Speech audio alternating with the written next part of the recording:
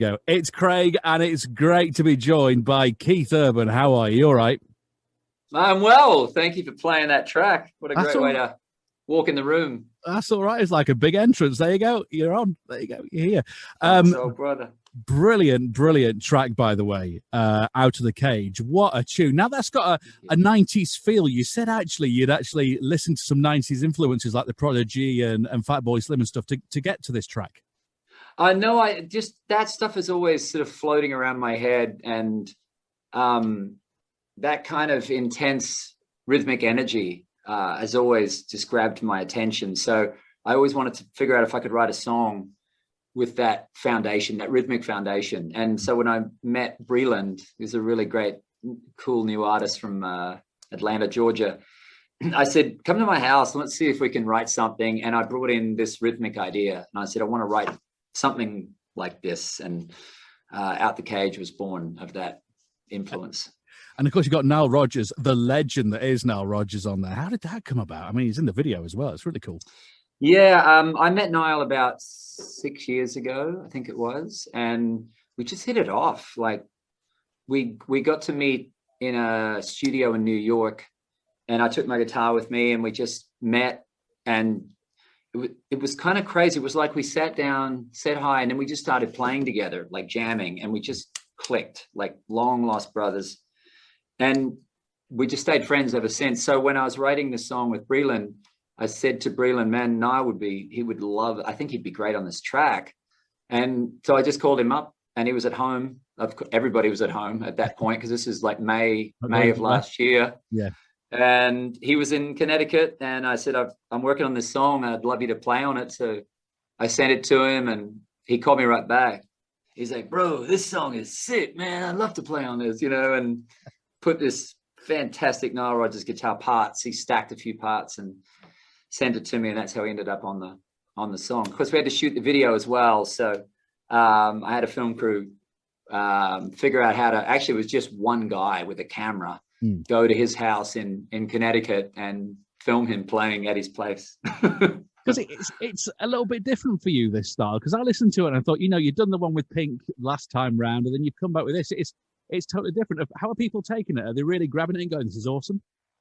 Yeah, because I think it's more of the rhythmic energy, and obviously the thematically, lyrically, it's something everybody can relate to, whether you make it about literally sort of going through what we've been going through in the last 15 months or so, or really if it's just a song about breaking out of confinement of any kind, none of us wanted to write a song that was about frickin' last year. Like we're all done with it. We were done with it then. We didn't want it to drag on year after year.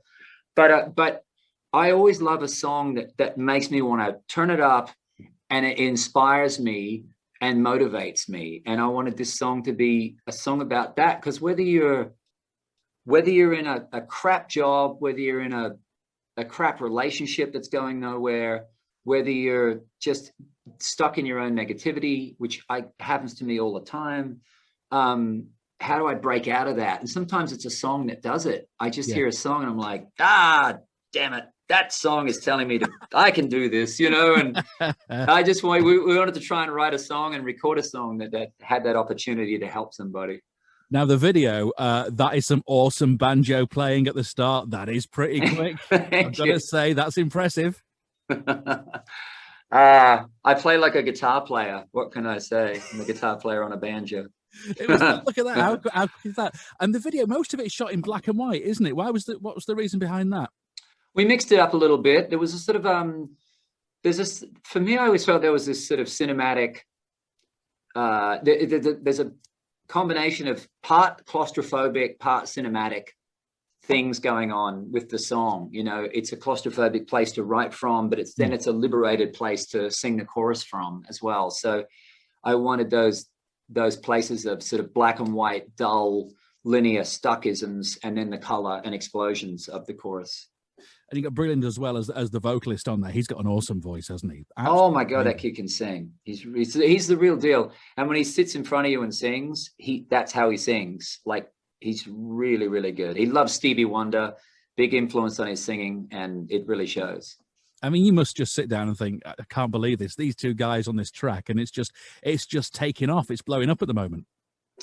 Yeah, I was glad they were hip to what I wanted to do, and you know, it took everybody on board making this thing become what it was. And I think particularly Sam Sumser and Sean Small, who are the two other writers in the song, who really helped with the track, because you got to remember, again, we wrote it during a sort of quarantine lockdown period in Nashville where we couldn't go to any studios. I have a very small studio at my house, and we had to do everything ourselves. So programming the drums, programming the bass, programming, just kind of playing everything, guitar parts, acoustic parts, electric parts, banjo parts. I wanted this big choir to sing at the end of the song.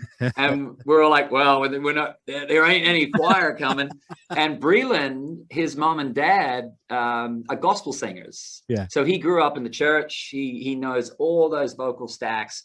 So he goes, I'll just multi-track myself. And there's like 48 tracks of Breland singing all these vocals at the end. So we just had to get super resourceful.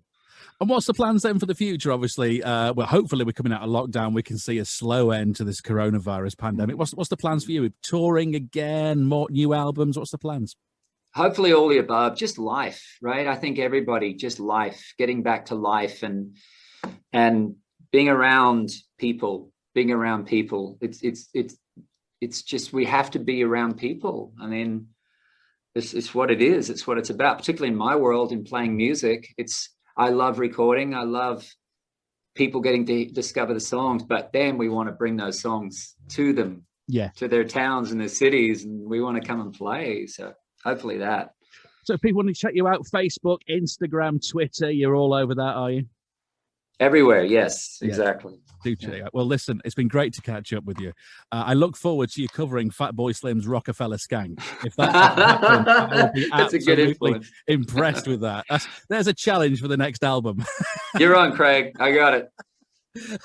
It's been amazing catching up. I will speak again soon. Great to catch up.